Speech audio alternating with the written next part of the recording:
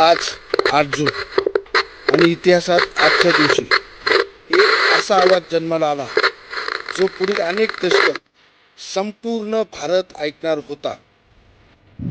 वर्ष 1936 आणि 8 जून रोजी इंडियन स्टेट ब्रॉडकास्टिंग सर्व्हिसेसचे नाव बदलून आकाशवाणी म्हणजेच ऑल इंडिया रेडिओ हे करण्यात आलं.